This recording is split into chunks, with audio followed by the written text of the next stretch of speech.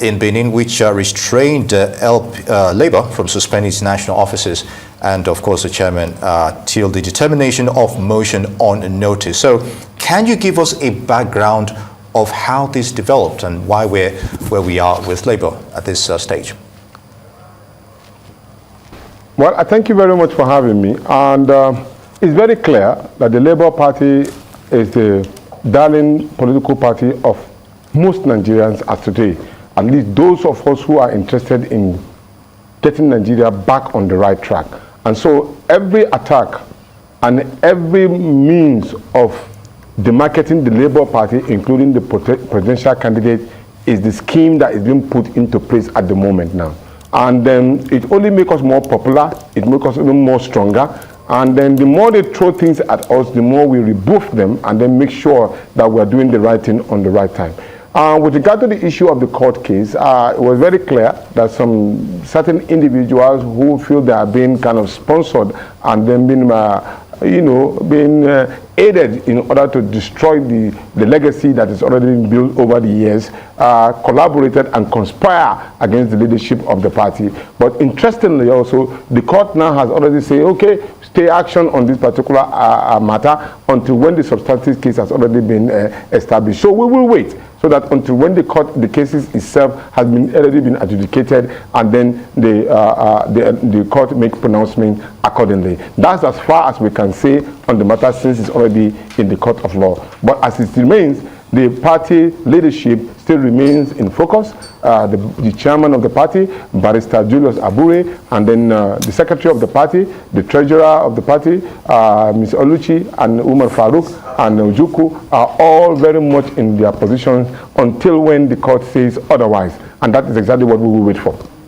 The Labour Party will seem to be spending a lot of time with law officers in the coming days. It seems that there's also threats that we've heard in order to get your presidential candidate to drop the case in court. We're hearing of threats severe enough to make him want to leave the country. I want to ask, how seriously are you taking those threats? What is being done about them? Have security services been contacted, and also what the temperature is like for those within the Labour Party, especially seeing as attack is coming from all sides?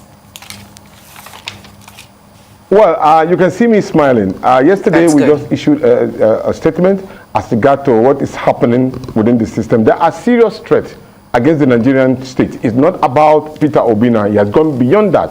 Because when you challenge the Nigerian state and then its unity, and then using religion and tribal sentiment in order to send a negative signal to the Nigerian people, of course, actually, those are the people who are a threat to the Nigerian society, not Peter Obi. Because it is very, very clear. You told us that an election has been conducted based on provisions of the law.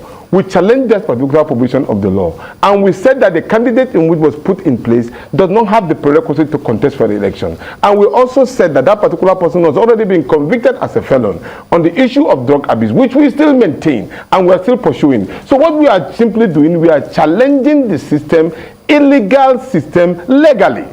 I repeat, we are challenging the illegal system legally.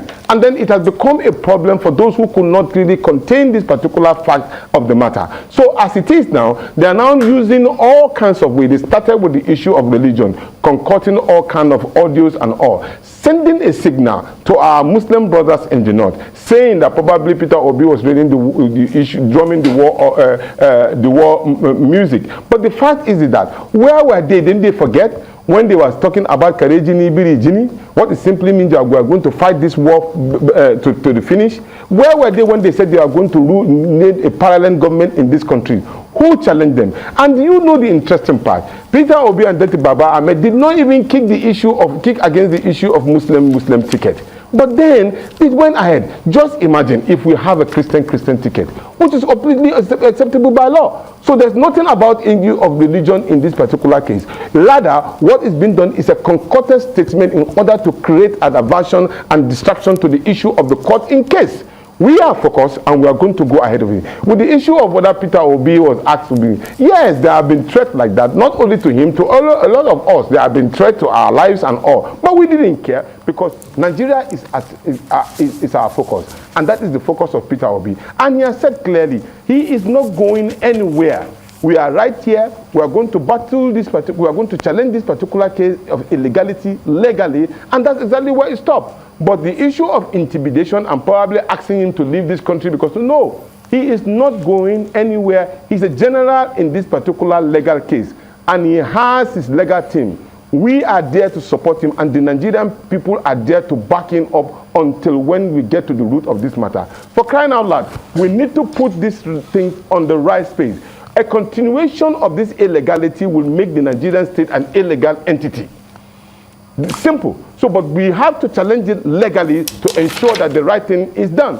As far as we are concerned, we are not going to do anything aside from the provision of the Constitution of the Federal Republic of Nigeria, which every one of us adhere to. So, at this point in time, the idea of saying probably will abdicate the seat or run away to another country and then you will not deny us of coming into the country, no way. We are all going to be here and challenge this particular illegality, and challenging it legally and make sure the Nigerian state is free and emancipated from the hands of those who want to put it into perpetual poverty and in terms of their own cronies and their families. Mr. Peter Obi went a step further not too long ago. He has accused the APC and government agencies of casting aspersions on his person. Now, why do you think the APC will deliberately try and pressure Mr. Obi in any way upon retaining the mantle of leadership? And of course, as you alluded to, the fact that there are cases ongoing and we should wait for the courts to decide in this regard. If not that there are, you know something about a lie. When you lie, you'll be looking for another lie to cover the previous lie.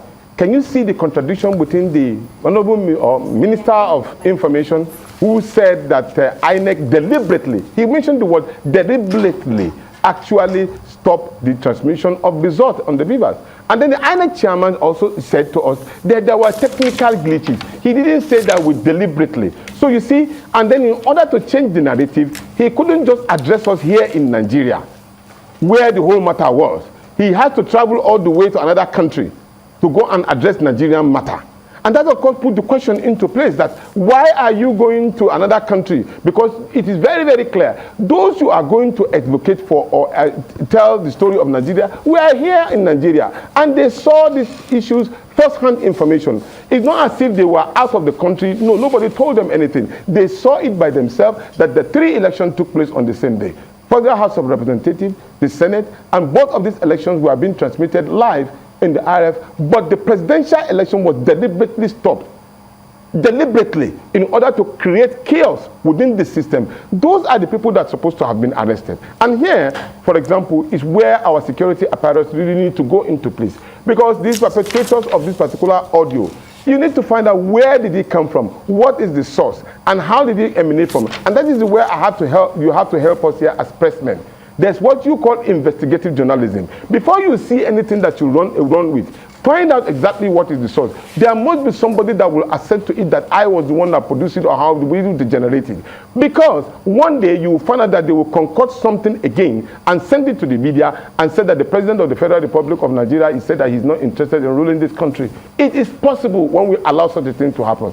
Tomorrow now, they've already orchestrated this same plan to tell our brothers and sisters in the north that Peter Obi has said that it is a religious war. And they are going to say it in most of the mosques. Some of them are already being paid to do this. And I said to my brothers in the north, please, please, and please, look very deeply. I feel pain as a Muslim if my religion will be used to blackmail me, if my religion will be used to deceive me, if my religion will be used to lie on me, and then the same my religion will be used to govern me wrongly. For the past how many years that we have been in power, look at the same people who have put us in this perpetual poverty. We are still the same way. Our children are not going to school. Our people cannot go to their farms. People cannot travel from point A to point B. We have the largest number of poverty. We have the largest number of almajiri on the streets. And then these same leaders have not done anything to emancipate the northern people. But yet, they still go back to the same northern people and lie to them. manipulate them, tell them lies, and they will use our religion to deceive us. It is time we say no to those who are using this deliberately to put the Nigerian people, especially the people from the northern extraction, into abject poverty. And that is exactly what Peter Obi is out to fight. It's not about religion. This is the same man who said that don't vote for me because I'm a Muslim, I'm a Christian. Don't vote for me because I'm an Igbo man. Vote for me because I have the capacity and the competence to change the Nigerian state. And that's exactly what we are standing for. And we are asking that for the fact that for a very long time, these same people have put you in the same poverty line, would you start continuing to believe in their shenanigans and their lies and their concocted story? It is time to put a stop to it, and this is the best time to do it. I do believe that the Nigerian people, especially the northern people, do know the right thing from the wrong thing. Tomorrow, that's what they are trying to start to do. And of course, you know, and that is exactly what it simply means, that these are the same people who are concocting these particular lies in order to put this country in. We are obedient and we are peaceful, loving Nigerians, and we are ready to stick with the issue of the law as regard to what is constitutionally enshrined in the Constitution of the Federal Republic of Nigeria. Nothing more, nothing less. If the court today said that at the end of it all, we are found to lose, I can assure you that Peter Obi will go and congratulate the winner democratically. But aside from that, he said, he who seeks for equity must come with clean hands. And he who wants to be a president, who wants to be called an excellency, must come through an excellence way. It's simple and short.